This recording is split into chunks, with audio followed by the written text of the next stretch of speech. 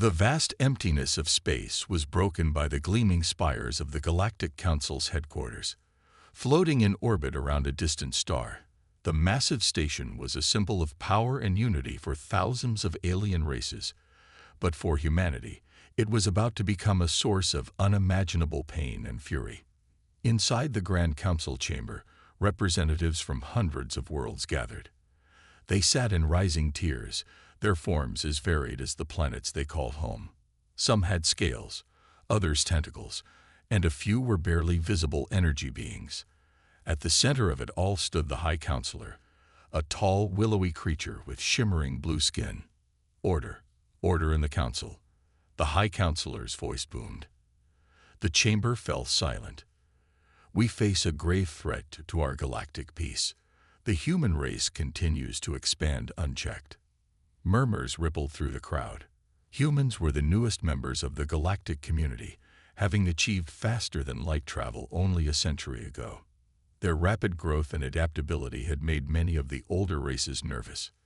They'd breed too quickly, shouted a reptilian being from the lower tiers. Their colonies spread like a virus. The High Counselor raised a hand for silence. We have discussed this matter at length. Today, we must vote on the final solution. A holographic display appeared in the center of the chamber. It showed projections of human population growth over the next 1,000 years. The numbers were staggering. If left unchecked, the High Counselor continued, humans will outnumber the rest of us combined within a millennium. Their hunger for resources knows no bounds. We must act now for the good of all. The chamber erupted in heated debate. Some argued for patience, for giving humanity more time to integrate. Others called for immediate and decisive action. In a quiet corner, the human ambassador watched with growing horror. Her name was Sarah Chen, and she had spent years working to improve relations between Earth and the Council. Now, it seemed all her efforts were crumbling before her eyes. "You can't be serious," Sarah said, rising to her feet. "What you're proposing is genocide." The chamber fell silent, all eyes turning to the lone human. The High Counselor fixed her with a cold stare. "Ambassador Chen," he said, his voice dripping with false sympathy, "surely you understand the necessity. It's for the greater good." Sarah felt her blood run cold. "The greater good? You're talking about murdering children. Billions of innocent lives." "Not murder," a insectoid creature chittered from nearby. "Population control. It's no different than culling any other invasive species." Sarah couldn't believe what she was hearing. These were the beings she had spent years trying to befriend, to understand. Now they spoke of wiping out her people as casually as discussing the weather. "Humanity will never stand for this," she said, her voice shaking with anger. "If you do this, there will be war." The High Counselor's expression hardened. "Then war it shall be. Better to deal with the threat now, while we still hold the advantage." With a wave of his hand, security drones surrounded Sarah. "I'm sorry, Ambassador, but we can't have you warning your people. You'll be held in protective custody until this is over." As Sarah was led away, she saw the council members begin to vote. Glowing orbs of light floated up from each seat, nearly all of them the angry red of approval. The decision was made. In the coming days, billions of human children would die, their lives snuffed out by a council that saw them as nothing more than a threat to be eliminated. But the Galactic Council had made a terrible mistake. They thought they were solving a problem. Instead, they had awakened a sleeping giant. Humanity's rage would soon be felt across the stars, and the galaxy would never be the same again. The news spread across human space like wildfire. At first, no one wanted to believe it. How could anyone, even aliens, be so cruel? But as reports flooded in from every colony and outpost, the horrible truth became clear. On Earth, in the halls of the United Earth Government, chaos reigned. Emergency alarms blared as leaders from every nation gathered. President Maria Rodriguez stood at the head of the table, her face ashen. "It's true," she said, her voice barely above a whisper. "The Galactic Council has activated some kind of device. Our children are dying. The room erupted in shouts and cries. Some demanded immediate action. Others broke down in tears. "How many?" asked General Chen, his fists clenched at his sides. A holographic display flickered to life, showing a real-time count of the affected. The numbers climbed rapidly, already in the millions. "All of them," President Rodriguez said. "Every human child under the age of 10. The device doesn't discriminate. On screens around the room, images poured in from across human space. Parents cradling lifeless children. Hospitals overwhelmed. Streets filled with the sounds of sirens and weeping.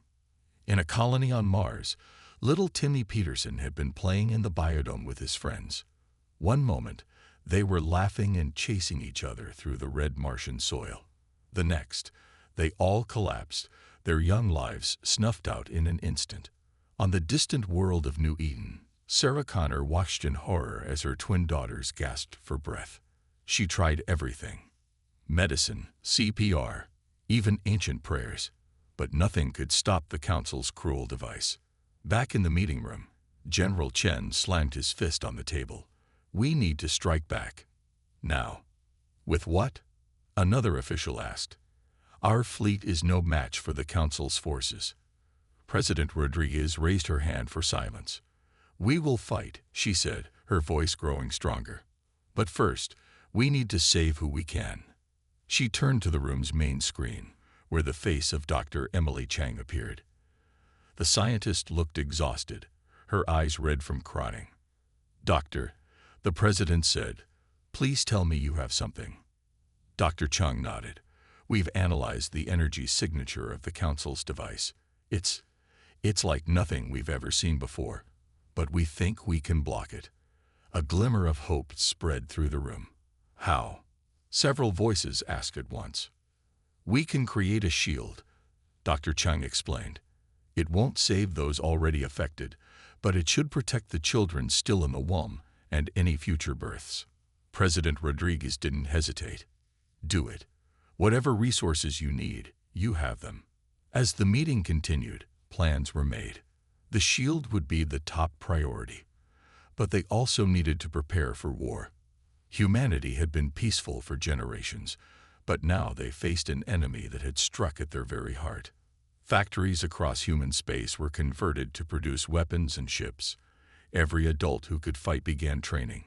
Scientists worked around the clock to unlock the secrets of alien technology they had only begun to understand. In orbit around Earth, construction began on a massive shipyard. Here, humanity would build its instruments of vengeance, a fleet to rival anything the Galactic Council could muster. As the first day of this new era drew to a close, President Rodriguez addressed her people. Her words were broadcast to every human settlement, from the crowded cities of Earth to the farthest mining outpost. "Today, we have suffered a loss beyond measure," she said, tears in her eyes. "But we will not be broken. We will not surrender. The Galactic Council fought to end our future. Instead, they have awakened a fury they cannot imagine. We are humanity, and we will have justice." Across human space, billions of voices joined in a cry of grief and determination. The children they had lost would never be forgotten, and the aliens who had done this would soon learn the terrible mistake they had made. The war for humanity's future was about to begin. 5 years had passed since the day that became known as the Great Sorrow. Humanity had changed. The laughter of children was rare now, replaced by a grim determination that burned in every human heart. In orbit around Mars, the massive shipyard Revenge hummed with activity. Countless ships were under construction, each one a testament to humanity's new purpose. At the center of it all floated the pride of the human fleet, the dreadnought Justice. Captain Elena Vasquez stood on the bridge of Justice, watching as the final systems came online. She had lost both her children on that terrible day. Now she lived for one thing only: to make the Galactic Council pay. "Status report," she barked, her voice sharp with barely contained fury. Her second-in-command, Commander John Chen, responded quickly. "All systems green, Captain. The Justice is ready for her maiden voyage." Elena nodded, a cold smile on her face. Good. It's time to show the Council that humanity is not so easily erased. As the Justice prepared to depart, similar scenes played out across human space. The grief that had paralyzed them had turned into a rage that fueled unprecedented advancements. On Earth, in the depths of a hidden laboratory, Dr. Emily Chang worked tirelessly. The shield she had created to protect unborn children had been just the beginning. Now she was on the verge of something that could change everything. "It's working," she whispered, staring at the swirling energy in the containment field before her. "We've done it." Her assistant, a young man named Michael, looked on in awe. "Is that?" Dr. Chang nodded. "Yes, we've replicated the Council's technology. But we've improved it. This isn't just a weapon. It's a key to the universe itself." Meanwhile, in a secret facility on Luna, General Chen oversaw the training of humanity's new elite forces. Men and women pushed themselves beyond all limits, driven by a shared purpose. "Faster!" the general shouted as soldiers ran an impossible obstacle course. "The aliens won't give you a second chance. Neither will I." One soldier stumbled, exhausted, but before she could fall, her comrades were there, lifting her up, pushing her forward. This was the new spirit of humanity. United, relentless, unstoppable. Back on the Justice, Captain Vasquez received a priority transmission. It was President Rodriguez, her face lined with the weight of the past 5 years.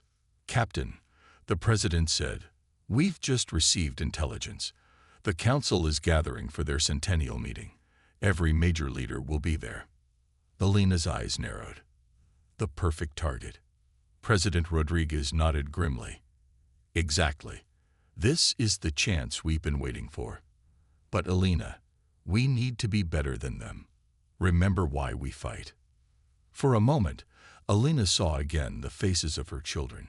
She closed her eyes, took a deep breath. "Understood, Madam President. We'll make them answer for their crimes, but we won't become monsters ourselves." As the transmission ended, Alina turned to her crew. "Set course for the Galactic core. It's time to introduce ourselves to the Council." Across human space, a message went out. The fleets were mobilizing. The weapons were armed. 5 years of preparation were about to be put to the test. On 1,000 worlds, aliens went about their lives, unaware of the storm that was coming. The Galactic Council had thought they had solved the human problem. They were about to learn how wrong they were. In the depths of space, the Justice led the human armada. As they accelerated to light speed, Captain Vasquez spoke words that echoed in the heart of every human. "For our children, for our future, for humanity." The stars blurred around them as they raced toward their destiny. The Galactic Council had sown the wind. Now they would reap the whirlwind. Humanity was coming.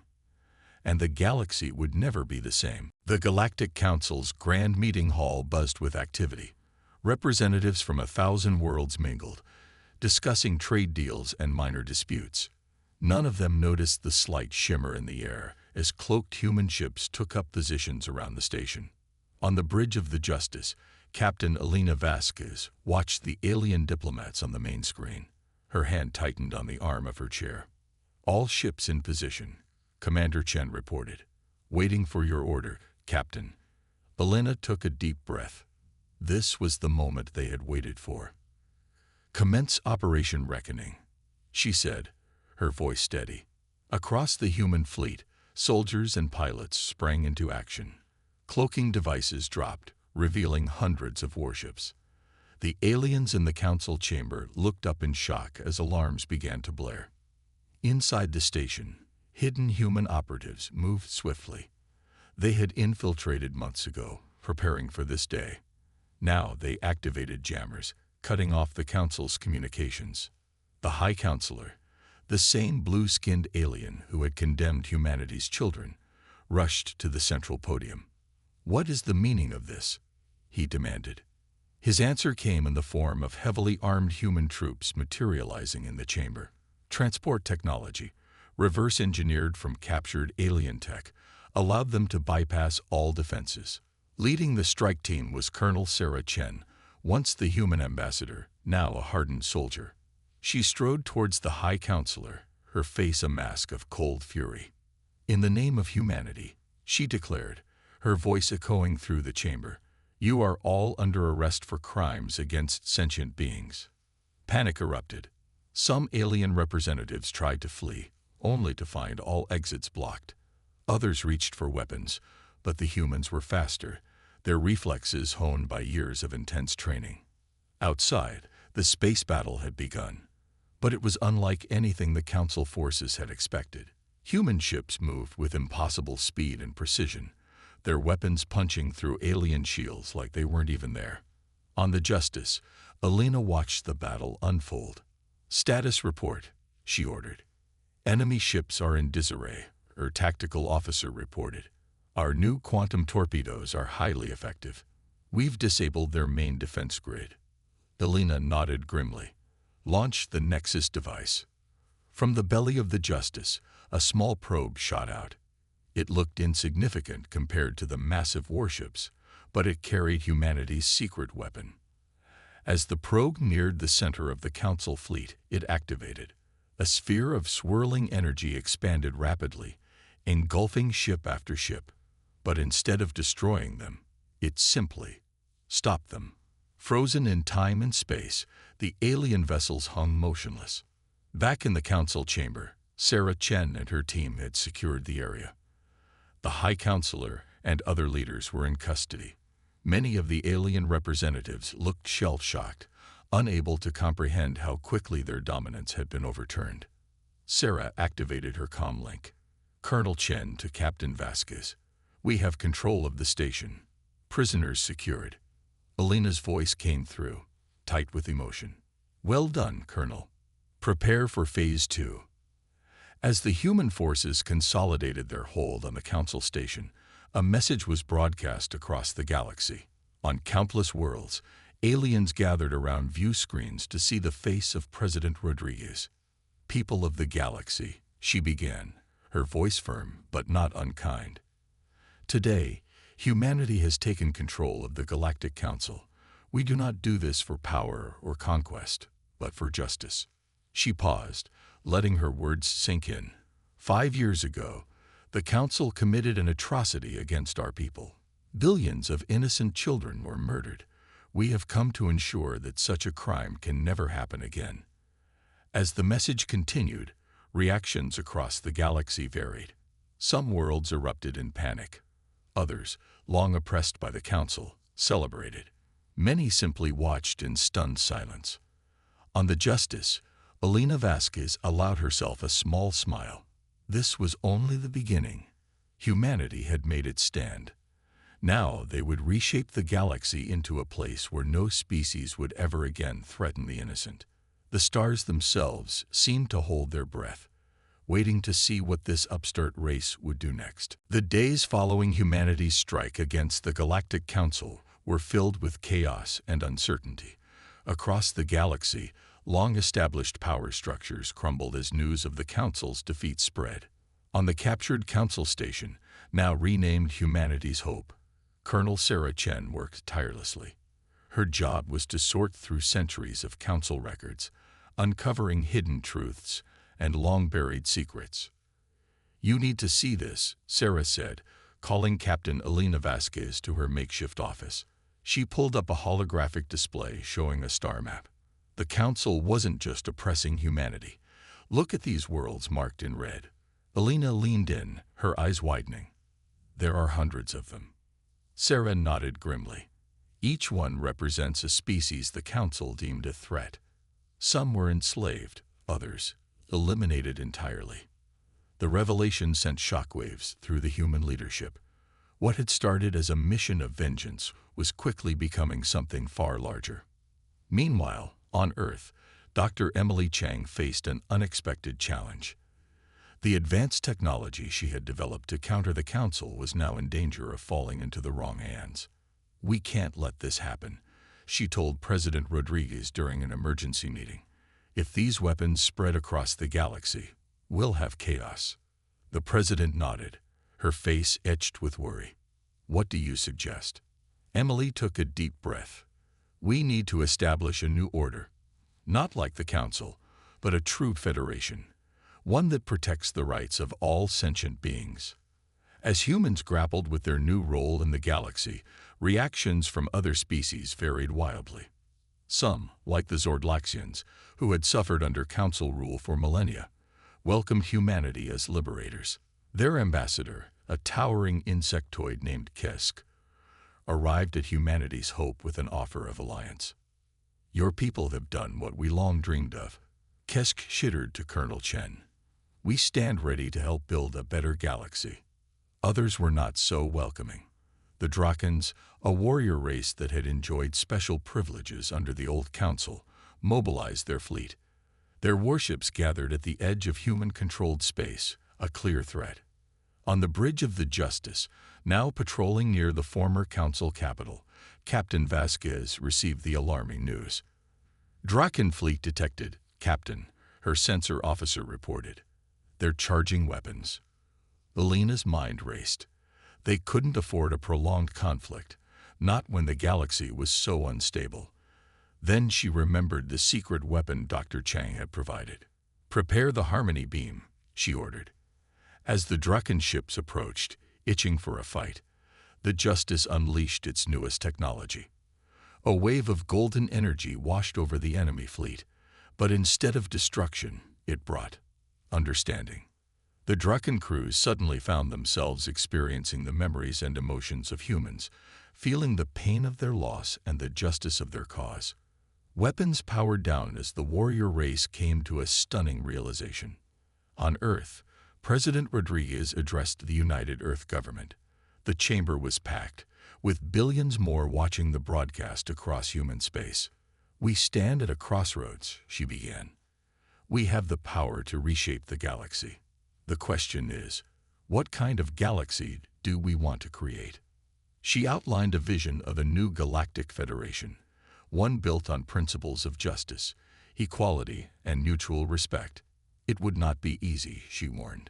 Many challenges lay ahead, but humanity had a chance to ensure that no species would ever again suffer as they had. As her speech concluded, cheers erupted not just on Earth, but on countless worlds across the stars. Humanity, once seen as an upstart race, was now viewed by many as a beacon of hope. In the depths of space, aboard the Justice, Captain Vasquez looked out at the glittering stars. The galaxy was entering a new age, and humanity would lead the way. The future, once so dark, now shone with possibility. The children they had lost would never be forgotten, but their legacy would be a universe transformed. 1 year had passed since humanity's dramatic takeover of the Galactic Council. The former council headquarters, now called Unity Station, buzzed with activity. Representatives from hundreds of worlds gathered to shape the new Galactic Federation. At the center of it all stood Admiral Alina Vasquez, promoted for her role in the liberation. She watched as aliens of all shapes and sizes moved through the Grand Hall, talking and debating. "It's amazing, isn't it?" said a voice beside her. Alina turned to see Dr. Emily Chan, her old friend, and the genius behind much of humanity's new technology. Alina nodded. "A year ago, we were focused on revenge. Now, look at us." Their conversation was interrupted by an urgent message. "Admiral, we have a situation in Sector 7, reported a young lieutenant. "The Cracks are attacking a Zorblaxian colony." Alina's face hardened. The Cracks, a species of ruthless pirates, had taken advantage of the chaos following the Council's fall. "Prepare my ship," she ordered. As Alina rushed to the hangar, Emily called after her. "Remember, use the Harmony Beam. We're not just warriors anymore." Soon, Alina's flagship, the Hope, dropped out of hyperspace near the embattled Zorblaxian colony. The scene was chaotic. Cracks raiders firing on defenseless civilian ships. "Charge the Harmony Beam," Alina commanded. "Target the Cracks flagship." A golden beam shot out, enveloping the Cracks ship. Instead of destruction, it brought enlightenment. The Cracks suddenly felt the terror of their victims, the pain of those they had hurt. On the main viewer, Elena watched as the cracked ships powered down their weapons. Their leader, a grizzled captain named Grax, hailed the hope. We had no idea," Grax said, his voice shaking. "What have we done?" Elena smiled sadly. "It's not too late to change. Join us in building a better galaxy." Back on Earth, Colonel Sarah Chen led a different kind of battle. In a busy classroom, she stood before a group of alien children, orphans from worlds the old council had oppressed. "Today we're going to learn about Earth's history," Sarah began. The children listened in fascination as she told stories of human triumphs and mistakes. One small blue-skinned child raised a tentacle. "But Teacher Chen, if humans made mistakes too, why should you lead the Federation?" Sarah knelt beside the child. "That's a very good question. We lead not because we're perfect, but because we've learned from our mistakes. And we want to help others do the same." On the other side of the galaxy, on a world once stripped bare by council mining operations, a team of human and alien scientists worked to bring life back to the barren surface. Dr. Zok, a Zorblaxian ecologist, watched in amazement as the first seedling broke through the soil. Beside him, his human colleague, Dr. James Wong, grinned. "It's working." Zok chittered excitedly. "Your terraforming technology is miraculous." James shook his head. "Not a miracle, friend. Just science and a lot of hard work. Together, we can heal this galaxy." As news of these successes spread, more and more worlds petitioned to join the new Federation. But not all were convinced. In the shadows, some of the old council members plotted their return to power. On Unity Station, President Rodriguez met with her advisors. "We've made great progress," she said, "but there are still challenges ahead." Admiral Vasquez nodded grimly. "We've received reports of weapons stockpiles in the Outer Rim. Someone's preparing for war." The room fell silent. They had all hoped that the days of conflict were behind them. President Rodriguez stood, her face determined. "Then we must be prepared. Not just with ships and weapons, but with diplomacy, with compassion, and with the unshakable belief that we are building a better future for all."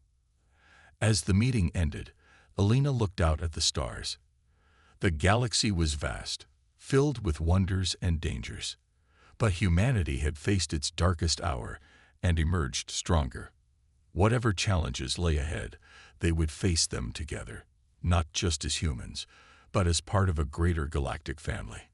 The future was unwritten, but for the first time in years, it shone with hope. 5 years had passed since the formation of the Galactic Federation. The galaxy had changed in ways once thought impossible. On a small green planet near the galactic core, a momentous event was about to take place. Admiral Elena Vasquez stood on a stage, facing a sea of faces, human and alien alike.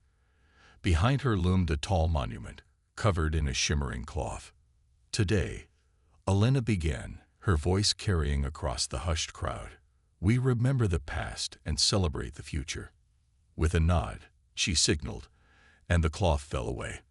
The monument was revealed, a giant holographic display showing the faces of billions of children, the ones lost in the great sorrow. A collective gasp rose from the crowd. Many wept openly, their grief still fresh after all these years. But Elena wasn't finished. She pressed a button on her wrist device, and the images began to change. Now, alongside the lost children, new faces appeared. Alien children, rescued from oppression and war. Human children, born in the years since. All of them smiling, full of hope. "We will never forget," Elena said, her voice thick with emotion. "But we have learned to heal, to grow, and to love again." In the front row, Dr. Emily Chang watched with pride. Her latest invention, a device that could safely accelerate the growth of new organs, had saved countless lives across the galaxy. Beside her sat Kisk, the Zorblaxian ambassador, cradling a small human child. The sight of the insectoid alien gently rocking the human baby would have been unthinkable just a few years ago. Now, it was a symbol of the new era. As Alina concluded her speech, the crowd erupted in cheers. But in orbit above the planet, Colonel Sarah Chen faced a different scene. Multiple ships dropping out of hyperspace. Her tactical officer reported, "It's the Resistance." The Resistance, former Council loyalists who refused to accept the new order, had been a thorn in the Federation's side for years, but they had never attempted something this bold. Sarah's mind raced. She couldn't use weapons, not with so many civilians on the planet below. Then she remembered a lesson from long ago. "Prepare to broadcast on all frequencies," she ordered, "and get me a direct line to their leader." On the lead resistance ship, Captain Drax sneered as he watched the Federation fleet scramble. "They're weak," he spat. "Too afraid to fight. Fire at will." But before his crew could act, every screen on his ship lit up. The faces of children, human, alien, and everything in between, filled the displays. And then they began to sing. It was an old Earth lullaby, translated into 100 alien tongues. A song of peace, of hope, of a future without fear. Drax's hand, poised over the fire control, began to shake. For the first time, he saw not enemies, but children. Children like the ones his people had helped destroy so many years ago. "Stand down," he whispered, then louder. "Stand down." On the planet below, oblivious to the danger that had just passed, the celebration continued. President Rodriguez, now in her final term, took the stage. "5 years ago, we faced a choice," she said, "to give in to our anger and become like those who hurt us, or to forge a new path. We chose hope." She gestured to the crowd, where humans and aliens stood side by side. "Look around you. This is our victory. Not the defeat of an enemy, but the creation of a family." As the sun set on the gathering, casting a warm glow over the faces of 100 species, Admiral Vasquez found herself standing next to a small Draken child. "Is it true?" the child asked, looking up at her with wide eyes. "Did your people really change the whole galaxy?" Alina knelt down, smiling gently. "No, little one. We all changed it together, and we're just getting started." As stars began to twinkle in the sky above, Alina felt a peace she hadn't known in years. The road had been long and hard, marked by loss and struggle. But as she looked at the faces around her, human and alien, young and old, all united in hope, she knew that every step had been worth it. The galaxy had been reborn, and the best was yet to come.